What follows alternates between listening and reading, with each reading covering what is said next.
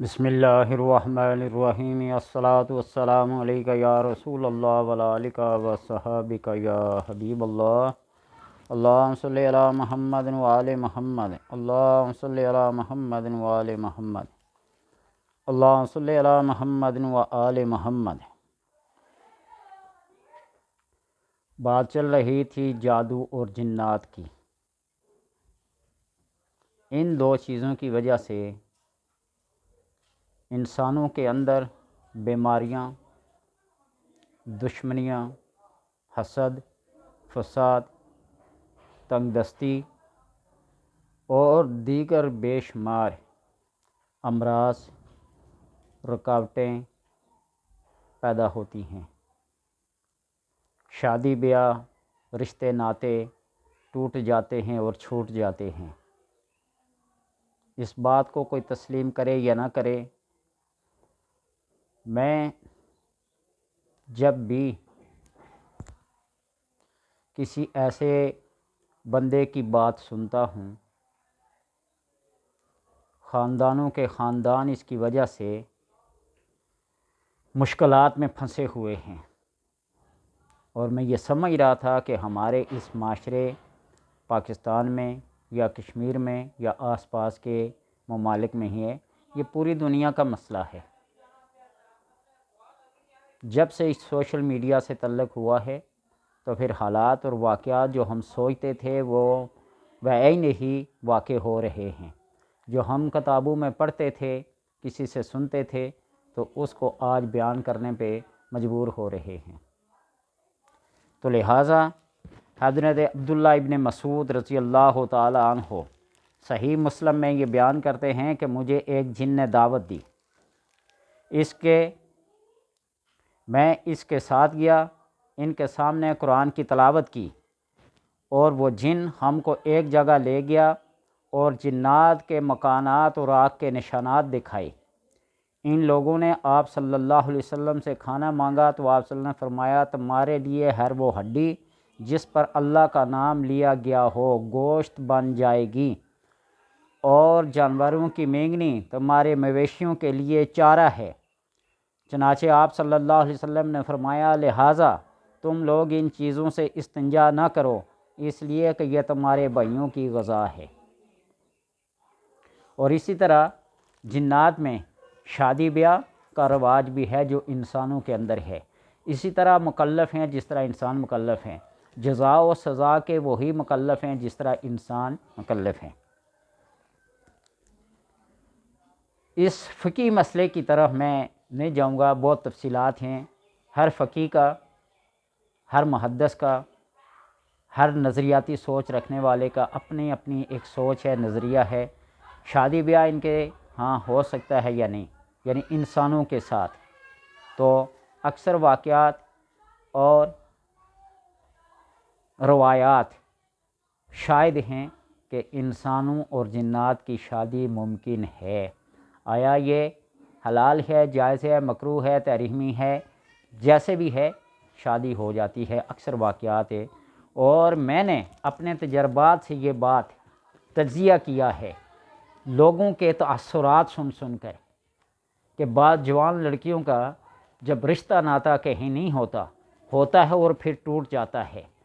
اور رشتہ ہونے کے بعد ان کے اندر طرح طرح کے امراض کا پیدا ہونا، ان کے اندر غصہ زیادہ آنا، ان کا چڑچڑاپن زیادہ ہونا، یا ان کا کوئی اور مسئلہ نکل آنا، یہ صرف جنات کی وجہ سے ہوتا ہے۔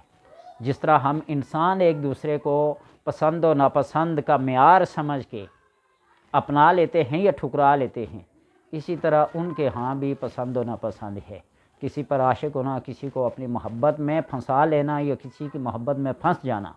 یہی ایسے معاملات ہیں۔ تو ان سے چھٹکارے کے لیے ہمارا اپنا ایک معاشرہ ہے، ہماری اپنی ایک روایات ہے، ہمارا اپنا ایک رواج ہے، لہٰذا ان مشکلات سے بچنے کے لیے ذیل کا عمل کریں جو میں عمل بتلانے لگا ہوں۔ انشاءاللہ ان طریقوں سے آپ بچ جائیں گے، جادو اور جنات کے اثرات سے بالکل محفوظ رہ جائیں گے۔ وہ عمل یہ ہے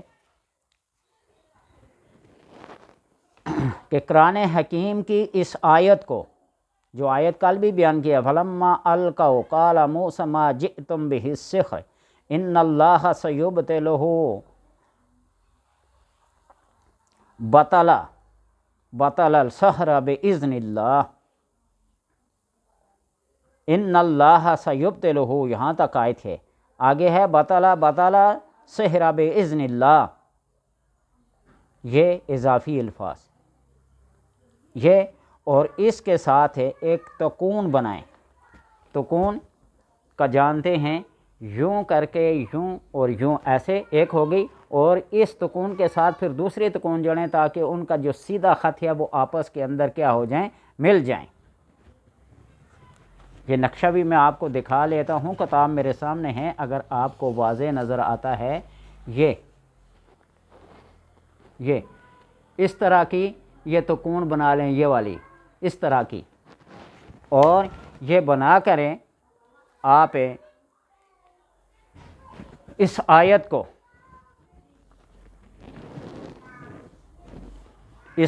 को पढ़कर एक काली डोरी ले लें और इस तकून की इस तरह की शक्ल को बनाकर इसके दरमियान में, दोनों तकूनों के दरमियान में 11 फिर 11 और मीम लिख लेना है, यानी 2 छोटे छोटे अलिफ लिख लेने हैं, या जिस तरह 11 लिखते हैं गिनती के, या 2 अलिफ छोटे छोटे जोड़कर उसके साथ मीम लिख लें, और इसको किसी कागज़ के ऊपर लिखकर उस काली डोरी के अंदर इस आयत को आप पढ़ें और मरीज़ के ऊपर दम करने और इसको गले में पहनने के लिए दे दें या बाजू पर बांधने के लिए दे दें। और फिर इसी तकून के ऊपर जब आप लिखेंगे ना, इसके सामने आप 3 ऐसी सूरतें पढ़ेंगे। ये बात बड़े ताज्जुब की है, बाज़ दफ़ा लोगों को पहली दफ़ा सुनने को मिली है, और अगर बार बार सुनने का ये मौका मिला हो तो बहुत अच्छी और सादत वाली बात है कि आपके पास है ये इल्मी मालूमात हैं। अगर नहीं तो पहली दफ़ा ये सुन लें कि 3 ऐसी सूरतें हैं जिनके अंदर लफ्ज़ काफ, कश वाला काफ जिसको कहते हैं ना, कुत्ते वाला, कैंची वाला काफ नहीं, काफ वो नहीं, काफ छोटा काफ, उसको ऐसी सूरतों को पढ़ें जिनके अंदर ये काफ नहीं आता। और आप हैरान होंगे कि वो कौन सी ऐसी सूरतें हैं जिनके अंदर काफ नहीं आता। तो सूरह अस्र, सूरह कुरैश और सूरह फलक। लिईलाफि कुरैशिन ईलाफिहिम रिह्लतश्शिताइ वस्सैफ़ फ़लयअबुदू रब्ब हाज़ल बैतिल्लज़ी अतअमहुम मिन जूइन व आमनहुम मिन खौफ। और सूरह अस्र वाला अस्र इन्नल इंसाना लफ़ी खुस्र इल्लल्लज़ीना आमनू व अमिलुस्सालिहात व तवासौ बिल हक़्क़ि व तवासौ बिस्सब्र। और सूरह फलक, कुल आज़ बिरब्बिल फलक मिन शर्रि मा खलक़ मिन शर्रि गासिकिन इज़ा वक़ब व मिन शर्रि नफ़्फ़ासाति फ़िल उक़द व मिन शर्रि हासिदिन इज़ा हसद। ये आयात, ये 3 सूरतें 7-7 बार पढ़कर इस अज़ीमत के ऊपर, इस तावीज़ के ऊपर दम करके मरीज़ को दम करें और पानी को पिलाएं, तो अल्लाह तबारक व तआला के करम से उसका जादू, उसका जिन्नात का असर ख़त्म हो जाएगा। और ये जो बुनियादी बात मैंने आपको बताई है कि अगर नौजवान बच्चियों के अंदर रिश्ता मंगनी होकर कुछ ख़राबी पैदा हो जाए, कोई गुस्सा, कोई चिड़चिड़ापन या कोई इख्तलाफी बात पैदा हो जाए, तो आप ये समझें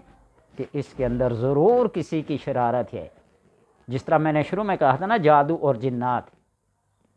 ये दोनों आपस में लाजम और मलजूम हैं। जहाँ जादू है वहाँ जिन्नात है, जहाँ जिन्नात है वहाँ जादू है, ज़रूर बज़रूर। इसलिए किसी इंसान को मोरद इल्ज़ाम ठहराना अपने रिश्तेदारों में से, और जिन्नात ऐसे भी करते हैं कि किसी अपने रिश्तेदार की शक्ल में, क्योंकि ये शक्लें भी तब्दील कर देते हैं, आगे हदीस आएगी मैं आपको बताऊंगा, है अल्लाह ने इनके अंदर सलाहियत ये रखी है, ये शक्लें भी तब्दील करते हैं। जब कुत्ते, बिल्ली, ऊँट, बिच्छू, सांप की शक्ल इख्तियार कर लेते हैं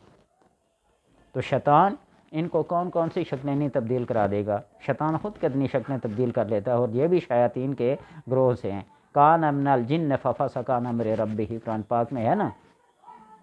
तो इसलिए इस बात को ज़हन में रखें, किसी अपने रिश्तेदार के ऊपर ये ज़न या गुमान या ये यकीन करना कि फ़लाँ ने मेरे साथ ऐसा किया है, ऐसा हरगिज़ नहीं। ख़ानदानी इख्तिलाफ़ात बढ़ जाते हैं, फिर जीना मरना, शादी खुशी एक दूसरे की रह जाती है। इसलिए इन बातों पे गौर करें, फ़िक्र करें।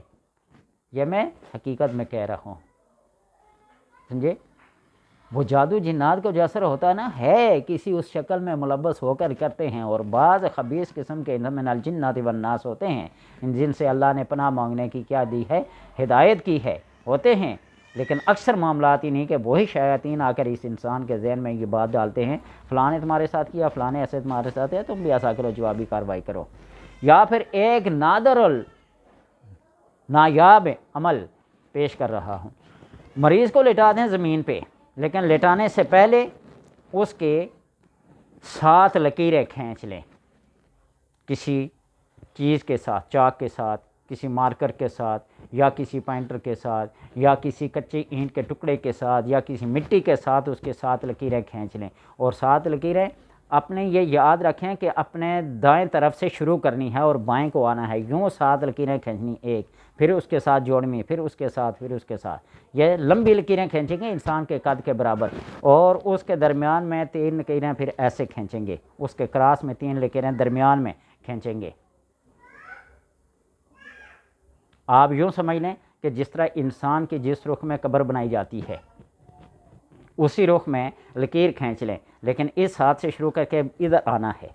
پہلی لکیر ادھر آئے گی، پھر ادھر آئے گی، پھر ادھر آئے گی، اس طرح 7 لکیریں کھینچ لیں قد کے برابر، اور پھر اس طرح 3 لکیریں اس کے درمیان میں کراس میں کھینچ لیں،